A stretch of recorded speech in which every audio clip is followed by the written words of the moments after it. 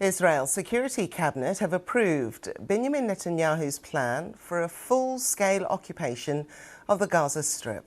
The plans will initially see the Israeli military take control of Gaza City and the relocation of its 1 million residents further south. As his cabinet met to discuss the plans, the Israeli authorities used water cannon on protesters calling for an end to the war, including from the families of hostages still being held by Hamas. Meanwhile, Israel's military chief has warned against widening the war, saying troops could get trapped in the territory and the remaining hostages could be harmed. The UN has called any possible expansion of Israel's operations deeply alarming. Well, Israeli forces are already in around 75% of the Gaza Strip after nearly 2 years of war, with Mr. Netanyahu under intense international pressure to agree a ceasefire deal. So with me now is Mohammed Taha from BBC Arabic. Good morning to you, Mohammed. OK, so what exactly do we know about this approval that has gone through the Israeli cabinet? So this approval is allowing the Israeli army to capture the Gaza City in the middle of Gaza Strip and the refugee camps that around Gaza City, especially the southern camps like Al-Nusayrat, Deir al-Balah and Al-Brij. There are around 1 million civilians living in these areas. And that capture or takeover of this massive area of land would definitely incur a massive evacuation of civilians from this area, and will have big consequences on the whole region. And has there been any reaction from Hamas to this, or those within the region itself? From Hamas, they are saying simply that this plan would cause more civilian deaths. It will put the hostages at risk because it's highly likely that the hostages the Israeli hostages are being held in these areas. And there are other also controversial points in the plan, which is having a civilian authority on the Strip of Gaza that is not including either Hamas or the Palestinian Authority. And now the question is how this civilian authority would be formed of, because Israel failed before to convince Egypt and Jordan and UAE to be involved in that.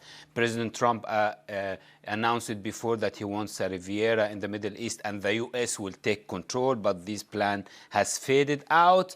Now, who is exactly will have this civilian authority? And also the change of the word of occupation to the word of control. So Israel will take control of the whole Gaza, not to occupy the whole Gaza. And there is some contradictions here. If you are taking control, but you're having a civilian authority, this is kind of occupation and not taking control. And the occupation the word occupation will have some legal consequences that Israel should provide to the people of Gaza and the civilians of Gaza with all meanings of life.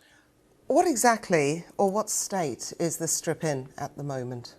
The Strip is in a very dire humanitarian situation. The UN saying that the starvation in Gaza is one of the worst starvation situation in the whole history.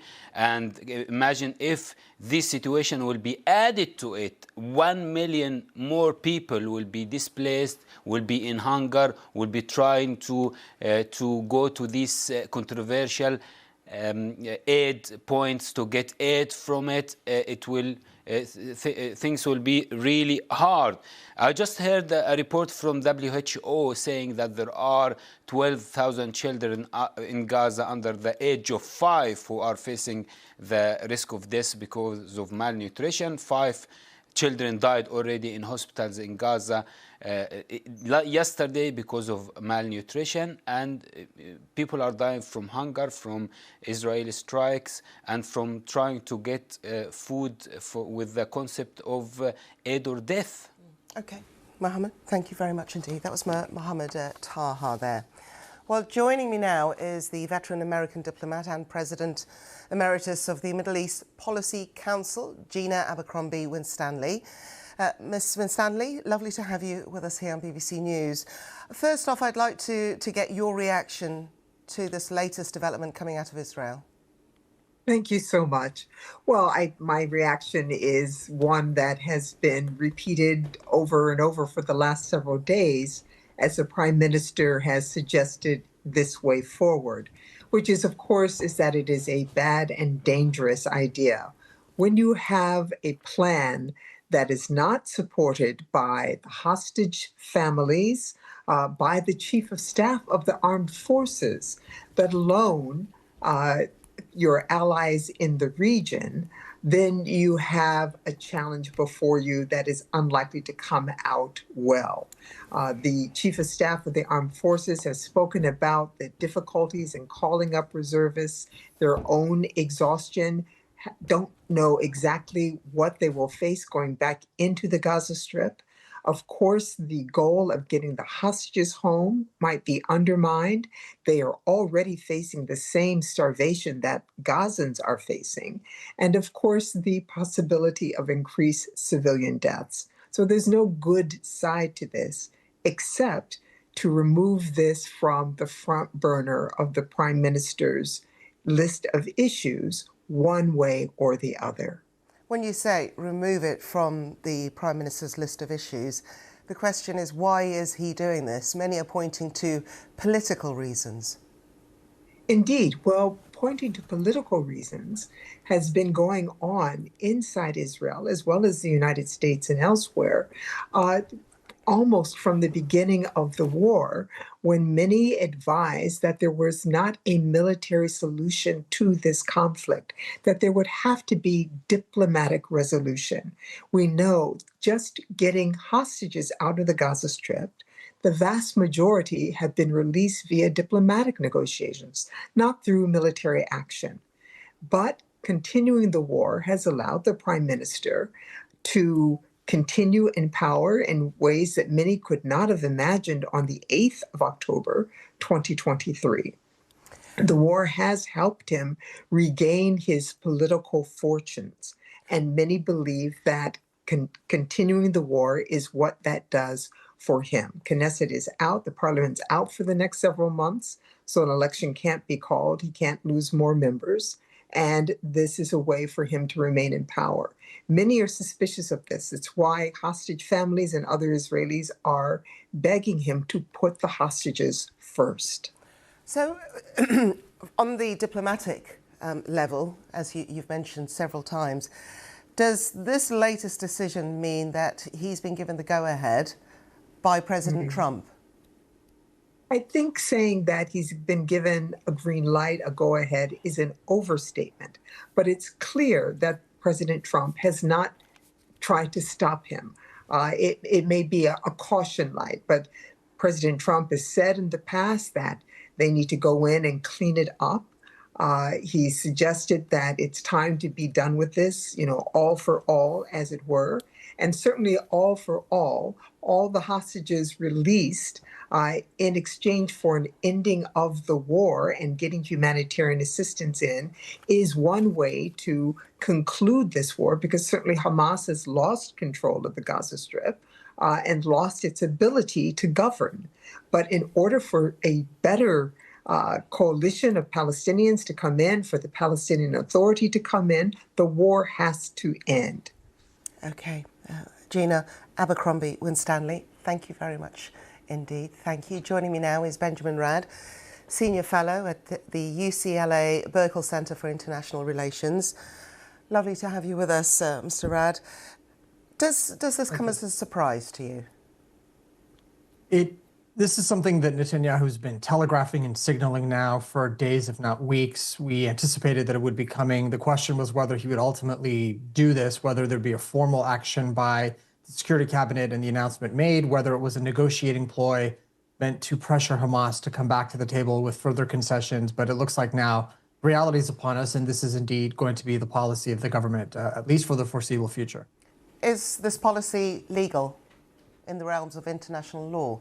Well, that's a great question. It really depends on how Israel, I think, conducts itself. Now, if it goes in, occupies all of Gaza, and if we see the humanitarian situation escalate, if we see, a marked increase in the magnitude of civilian casualties, I mean, already Israel's under scrutiny for this, but it's a murky issue of international law, given the situation with Gaza, given that Israel is still fighting a war, which, justifiably or not, there is still military activity taking place and shooting between both sides. So in that sense, Israel can invoke its right to self-defense and national sovereignty and in order to justify this action. But again, how it conducts itself over the course of this reoccupation is going to speak much as to whether it's complicit in any additional allegations of war crimes. Yeah, you say reoccupation because there is precedent, isn't there?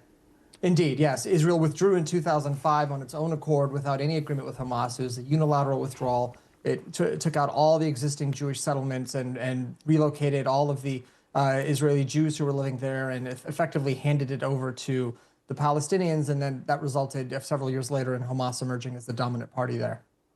What will this mean for Israel practically? Well, it's going to be a burden on its already strained military force, the reservists that have to be called. There's definitely national fatigue, both on the physical and the emotional level needed to sustain this. I mean, the country will struggle to continue to operate economically, productively, given that a good part of its manpower is now committed to fighting and essentially running this reoccupation of this huge territory and several million Palestinians. So there is that component. And then there's the foreign policy aspect of this, which is, what will this do with regards to Israel's standing, not just, worldwide broadly, but specifically with its neighbors as it seeks to normalize relations with Saudi Arabia and other Arab states as a continuation of the Abraham Accords. Who would be willing to take the Palestinians who would potentially be ousted from their home? I mean, what talk has there been? I've heard talk of maybe some African nations being called up to take in Palestinians. Feasibly, how would this work? Could it work? Yeah, I don't think Netanyahu has a mandate, definitely domestic. I mean, internationally, he does not. Domestically, I don't think he has the support for the complete removal of all Palestinians, despite what rhetoric we might be hearing from his extremist members of the cabinet. Realistically, I think what will happen is, what he should do is announce soon a time frame. How long is Israel going to do this? How long is the IDF going to be sort of policing all of Gaza? Give a time frame, let's say 3 months, 6 months, where Israel pledges to undertake whatever military operations it needs to root out Hamas, and then identify who the Arab partners are. I mean, Netanyahu, in his interview with Fox News earlier today, indicated that the idea would be to hand over administration of Gaza not to the Palestinian Authority, but to a sort of a new group led by friendly Arab states or coordinated by friendly Arab states. So I think that is the plan. The plan, definitely to relocate all Palestinians would be a disaster that I don't think the majority of the Israeli people would tolerate. We've heard some the military establishment speaking out against this, or rather warning of potential issues. How key is it that Mr. Netanyahu has the military behind him, or could this be the undoing of this plan? Yeah, this is a country where military service is mandatory, and the military culture is imbued throughout the society, and there's respect for those who have served and those who continue to serve. So absolutely, they carry tremendous weight, and at the end of the day, it's a matter of, we saw this before the October 7th attacks when there were reservists who went on strike and refused to serve because they were protesting Netanyahu's political changes to the judicial system. So definitely there is a culture of defiance and resistance when they feel that the executive the prime minister has overstepped. So I think Netanyahu would be up against tremendous pressure, more than he's seen domestically, if he were to go against the collective wishes of the military establishment.